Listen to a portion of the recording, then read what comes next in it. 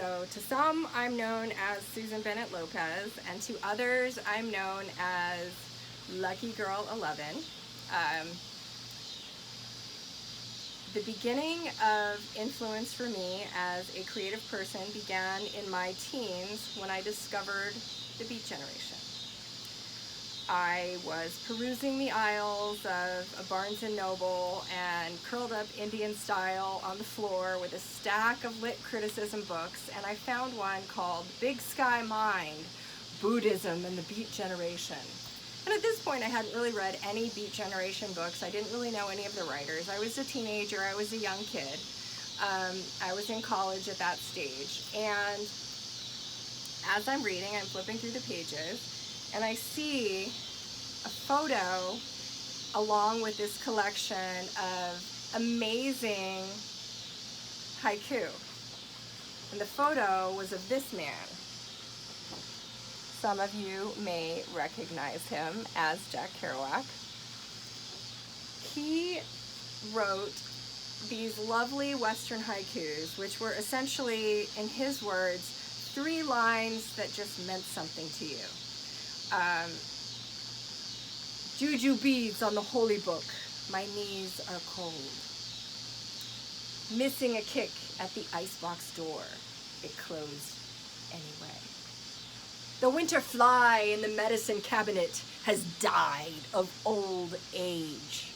And of course, 17-year-old me thought this was the most magical thing in the entire world.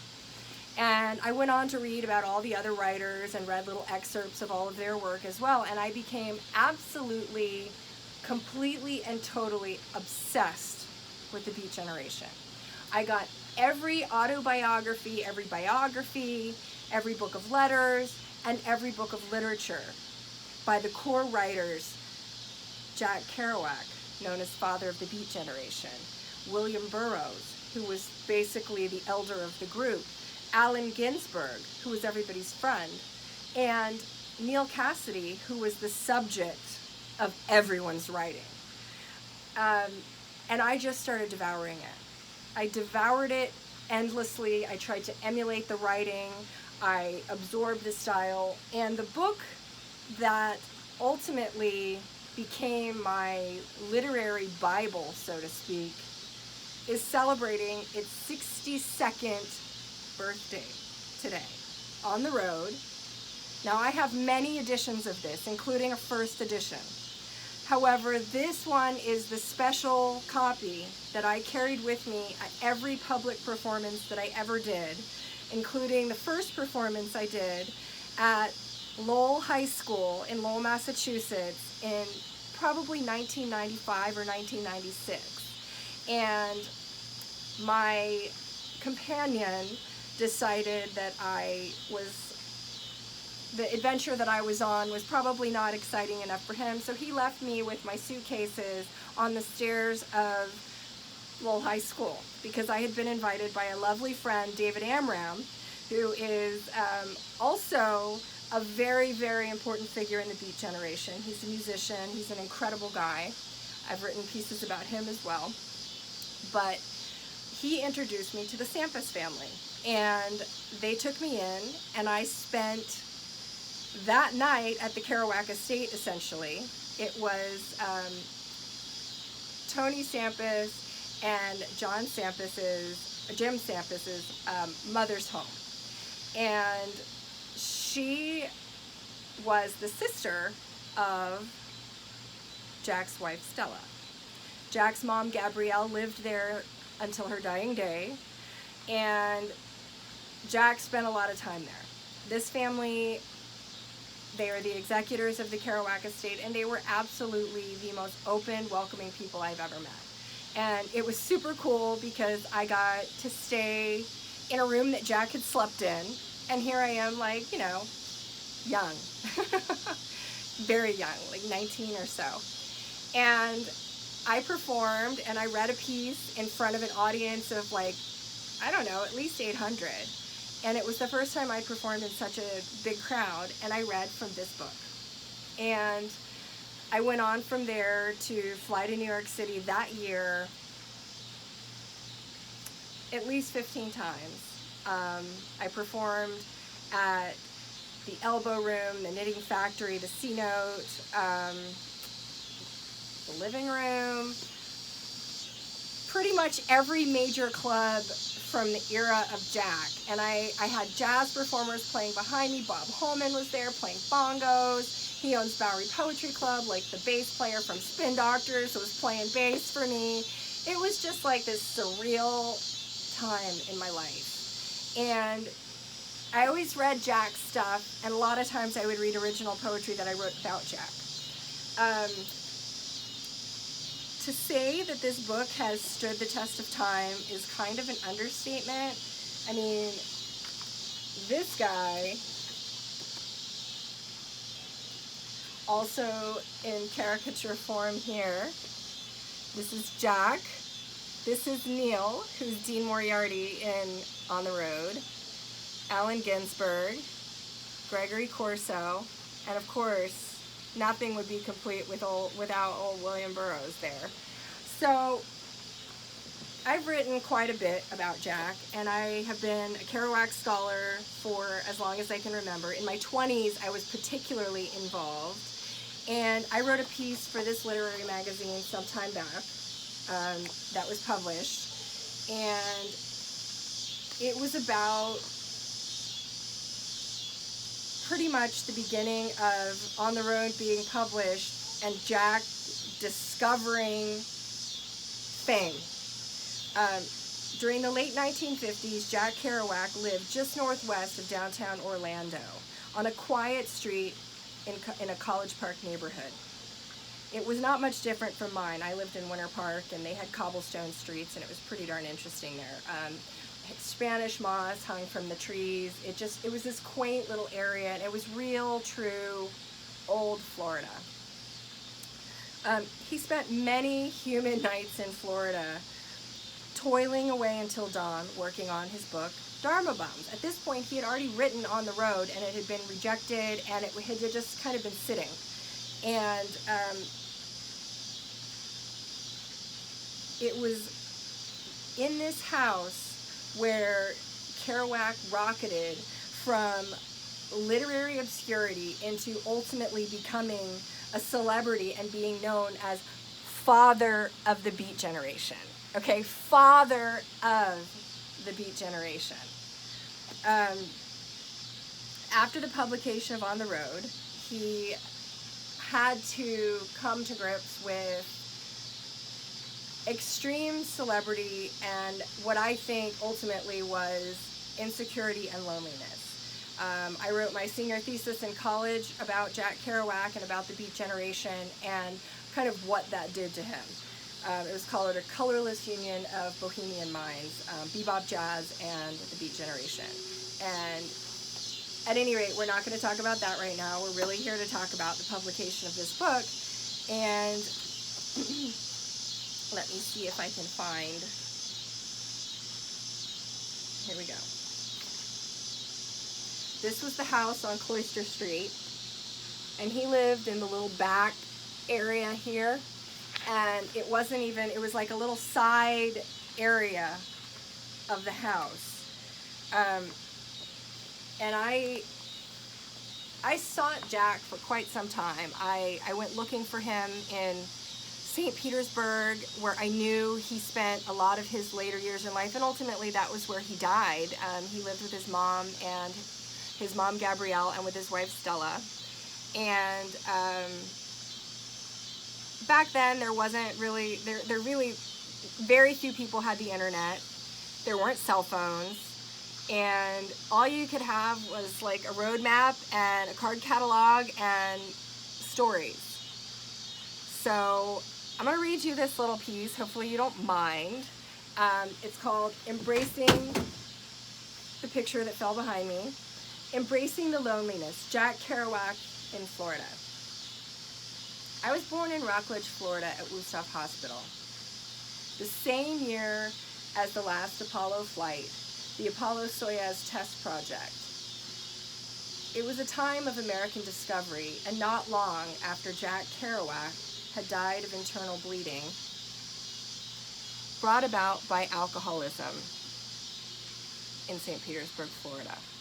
My father was a Dust Bowl, Oklahoma boy turned engineer at NASA, and as such, we did our fair share of traveling and moving as he continued with his aerospace work.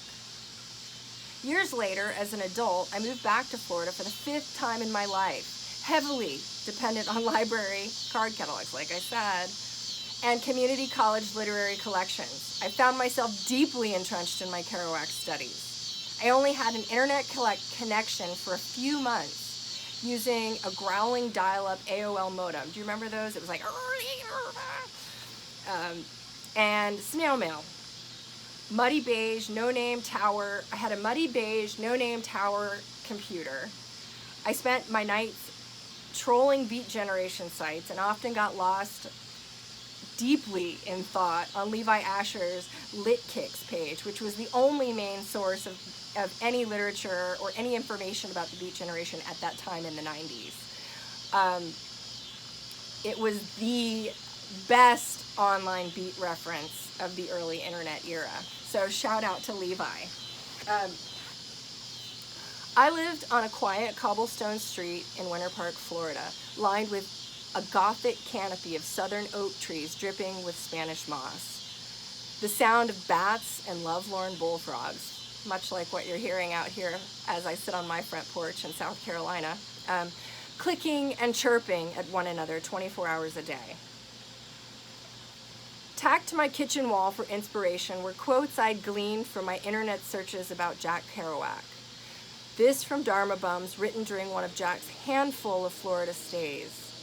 I saw that my life was a vast, glowing, empty page, and I could do anything I wanted. I was surrounded by postcards and pictures of Jack, Allen Ginsberg, and William S. Burroughs every morning as I drank pots of coffee and twitched out poetry on my 1950s olive green manual typewriter. I often looked out my window with immense wonder, peering at a giant magical oak surrounded by a mass of ferns in the center of my yard, wondering if this was the tree. There's a picture of Jack, and there was this tree, and I swear to God I thought this was the one. There was a picture of Jack, a photo of Jack in Florida, standing with his hand on his hip, long sleeve striped shirt, and I think actually it was a checkerboard shirt, open over white t-shirt, peering somberly off the page, but yet he was still just endlessly handsome. It was during this same time that the journalist Bob Keeling discovered the history of Jack's time in Orlando, setting in motion the push to create something bigger. And it all began with the publication of Keeling's article for the Orlando Sentinel. Jack had in fact lived nearby the street that I lived on in Winter Park. As it turned out, he lived in Florida several times in the late 50s and 60s, and I felt such a synchronistic connection with Jack that I wanted to believe that the tree was behind my home, though I knew in all probability it wasn't. If I had only read Keeling's article when it was published at the time of publication, the mystery of the great oak tree would have been revealed, ultimately inspiring me to keep moving forwards with my own literary adventure. Just taking like a short 15-minute drive. It was 15 minutes from where I lived to Jack's place from my own tiny back porch apartment. Because I also lived in the guest house, and the house was owned by Panama Jack at some point. Anyways, I digress. During the late 1950s, Jack lived just northwest of downtown Orlando on a quiet street in a College Park neighborhood, not much different from mine.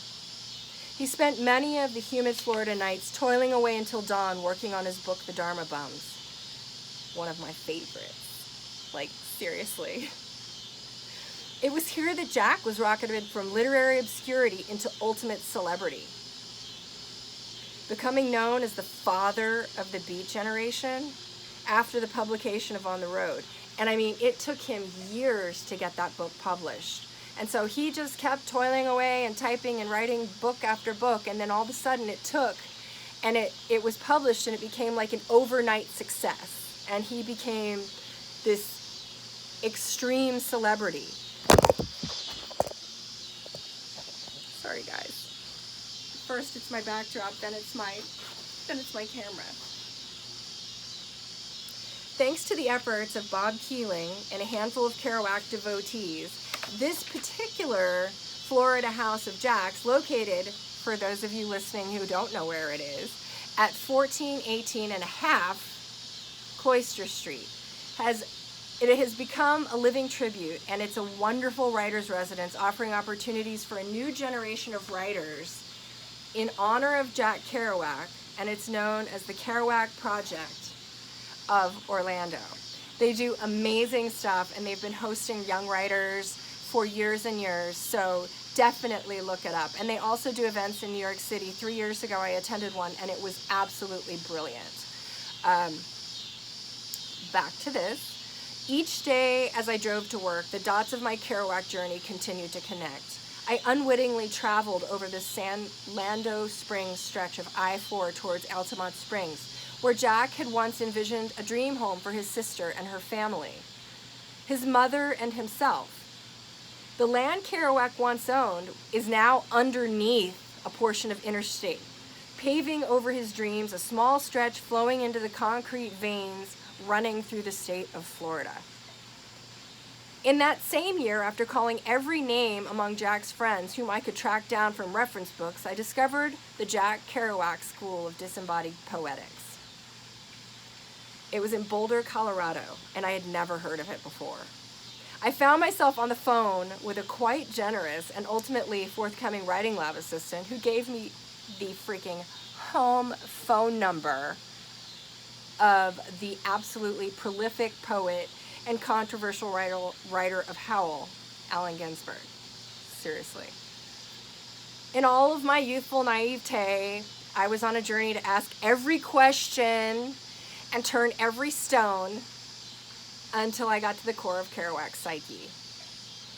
It was too late for me to ever know Jack, but at that age, I felt that the pieces were there and I only needed to have them put in place for me to understand him. Many of his friends were still alive. With my heightened literary aspirations sitting in my managerial office in the back office of the Orlando Italian Oven restaurant, I took a deep breath, I swallowed my fear, and I dialed Allen Ginsberg's home number. Bob Rosenthal. Any of you who know Bob. Allen's longtime personal assistant answered the phone several very long rings later. The words that spilled from my mouth in a jumbled blur were greeted initially with a quite curt response. As Rosenthal pointed out, "Young lady, until you can ask questions of Mr. Ginsberg that have not already been asked 1,000 times, I suggest you continue consulting your books. You'll find your answers there." Well, crestfallen at how close I was and feeling the moment just slipping away through my fingers, I did what any hungry beat scholar would. I asked Bob Rosenthal to start over. I think we got off on the wrong foot. I've been listening to Holy Soul Jelly Roll in my car all month long. I even made a sculpture of Mr. Ginsberg. It was inspired by a photo of him from the earlier days, and I would love for him to have it. Bob Rosenthal took a deep breath, and I could feel the protective tension just melting away. It was so incredible. "You said you were calling from Florida?" Awash in enthusiasm and nodding into the freaking telephone, I answered it, Orlando. He continued, "If you're anywhere near Sarasota, Alan will be performing at the Sarasota Opera House. And he's doing a book signing next week, and I could put you on a list and set a ticket aside for you if you'd like, if you think you'd make it." It was that moment that molded the shape my Beat Generation research was going to take on for the rest of my life. Pulling me on course with history and allowing me to almost touch the past. Literally to touch the past. I mean, I got to hug Alan. skinny young 20-something boy wearing a too small silver sequin shirt stood in front of me talking to Alan. As he flirted, Alan glowed beatifically, as only Alan could. When my turn came, my vision tunneled. I thought I was going to pass out. My entire body quaked. My limbs got cold. I couldn't feel my hands. And I handed him the sculpture, encased in a small shadow box frame. I'm getting bitten by mosquitoes. Allen Ginsberg looked at me sternly through his horn-rimmed glasses. Mouth pursed, peach wisps of fuzzy hair along the dome of his wise, beatific head. The seersucker jacket he wore over a deep burgundy shirt hung squarely from his shoulders, like so squarely. He was thin. He had large shoulders and a thin frame. My confidence was wavering as he chuckled, and a tender smile overtaking his face, warm brown eyes softening. Had a lot more hair back then.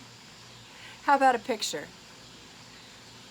He pointed to the sculpture and gestured for me to take a spot at his side.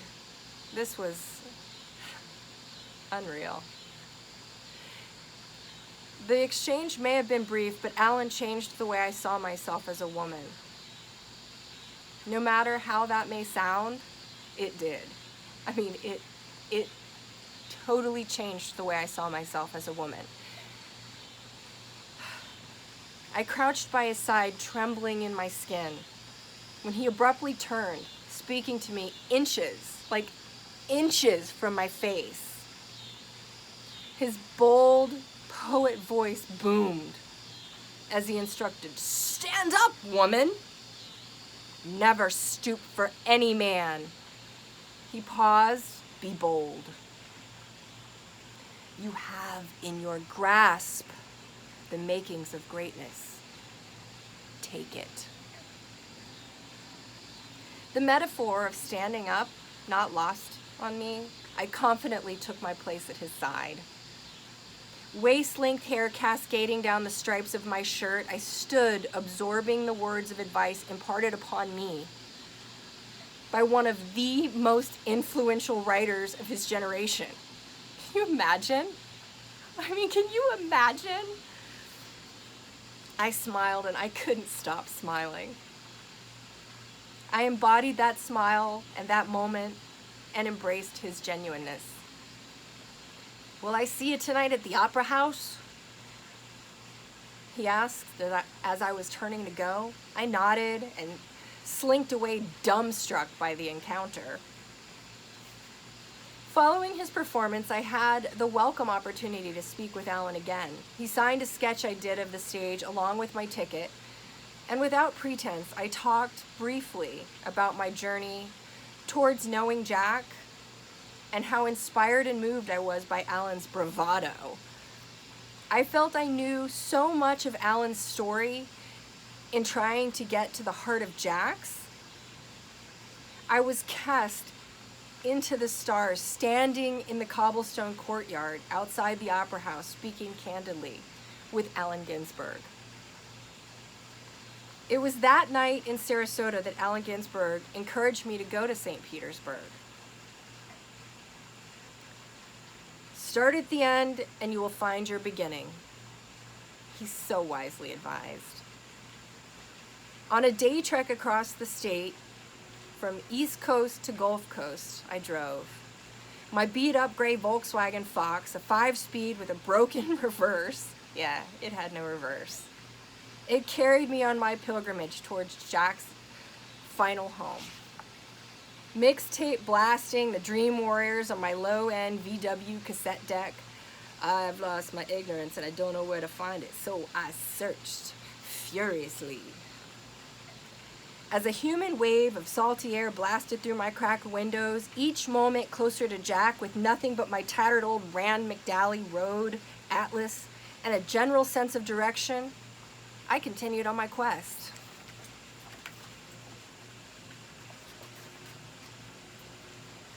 St. Petersburg, for those of you who have never been, is a one-way grid of streets leading to neighborhoods full of one-story cinder block homes, tiny run-down ranch houses with crabgrass lawns and chipping paint. In St. Pete, no matter where you were only a few streets from the water. You could smell it in the air. And as such, there were a lot of beach hobos, like a lot, and otherwise extremely nefarious types. I drove the streets in search of 10th. I stopped with windows rolled down to ask directions with little to no luck. After a few hours of roaming, I encountered a scraggly, old bearded man, eyes a bit wild, hair a yellowy white. He wore a frayed denim shirt and a dingy, dark dirt-tinged Panama Jack t-shirt. The picture of a faded blue and red parrot curled around the hunched back as he weeded around a tangle of elephant ears in a poorly kept flower bed near the cracked walkway of a tiny lot on 10th Street. He limped over to my car. The stale smell of layered sweat and ocean salt wafting from his leathery pores, an orange tint on his nicotine-stained facial hair, encircling a mouth almost devoid of teeth. It's like he leaned uncomfortably far into my car.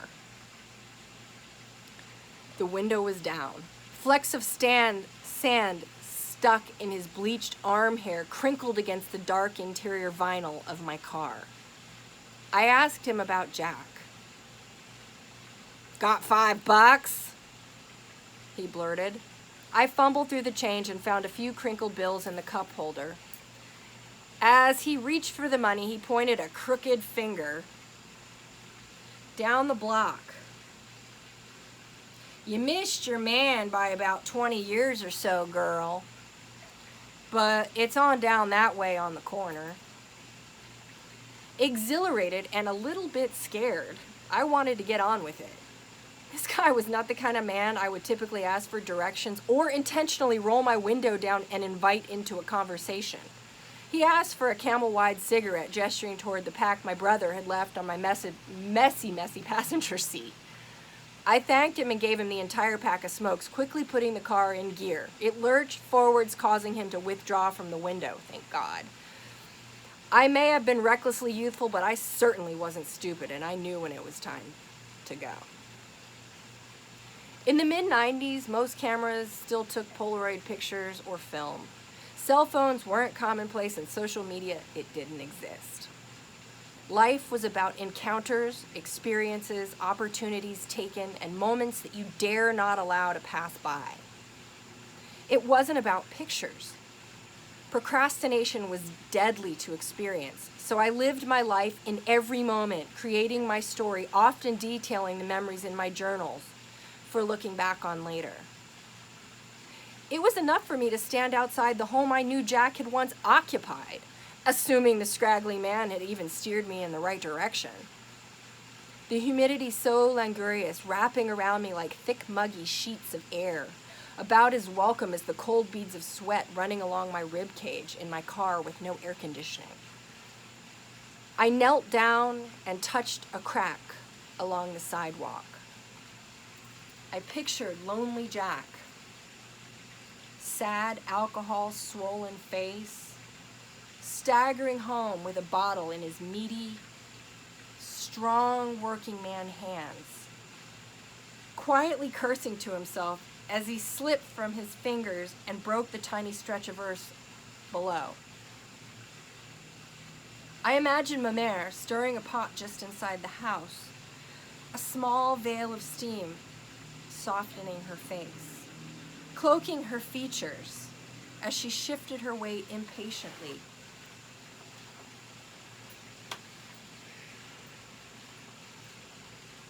Waiting for Jack's return. I wondered how many nights he had shuffled across this very ground that I was standing on, laying under the stars on the scratchy crabgrass lawn, looking up into the vast blackness, worrying about Sputnik. In that moment, it was in that experience. And for me, that was enough. I felt closer to Jack. His loneliness was palpable. I felt the breath of his words. In the soft, arid breeze, I relished the literary closeness that I had so deeply longed for. A month later, I found out that Allen Ginsberg had died. Deeply devastated. I was humbled by my encounter with him, and thankful for the wisdom and the opportunities, that he had encouraged in me. I was so thankful to have met him in person and lived in that moment closer to Jack. Thinking of Allen as I sat on Kerouac's crumbling pavement, on his walkway, where he had one day dropped a bottle, perhaps cracked away the earth, I smiled. I smiled. I couldn't stop smiling. I couldn't stop smiling. I found him. And so today for me, the 25th, 62nd anniversary of the publication of this book is really special. And I encourage everyone out there, if you haven't read On the Road, if you're young, if you're old, you'll relate to it. You'll relate to the youth of yourself. If you're young, you'll be excited and you'll want to go on an adventure. If you're old, you'll just reignite the passion you felt for life when you were young. This book is timeless. So let's wish On the Road a happy 62nd birthday today. September 4th, 2019.